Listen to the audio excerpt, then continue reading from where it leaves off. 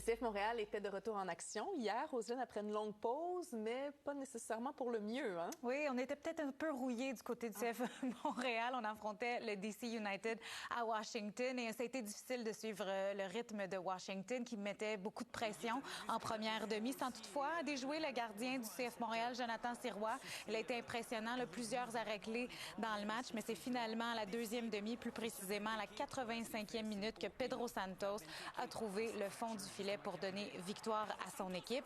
On peut écouter d'ailleurs les commentaires de l'entraîneur-chef Laurent Courtois sur la performance de ses joueurs. Je pense que malgré ça, les gars ont su arriver quelquefois dans la boîte adverse et on aurait pu malgré tout faire d'autres choix et pour essayer de marquer aussi de l'autre côté. Ils ont eu une grosse première mi-temps et c'est crédit à DC.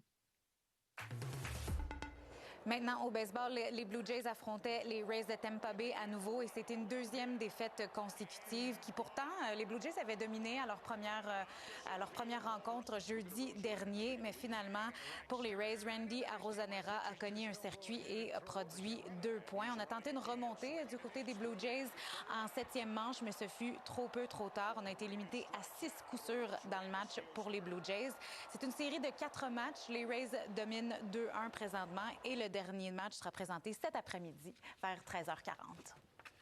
Maintenant, oui, le Rocket de Laval dans la Ligue américaine. On passe du baseball au hockey. On est toujours dans la course aux séries éliminatoires. Et finalement, le Rocket s'est incliné contre les Sénateurs de Belleville. C'est un peu le retour du balancier, hein? Il y a eu un match où on a gagné et on trouvait qu'on n'avait pas tout à fait bien joué, mais dans les 24 heures qui ont suivi, on n'a pas été en mesure d'apporter quelques ajustements pour mieux performer.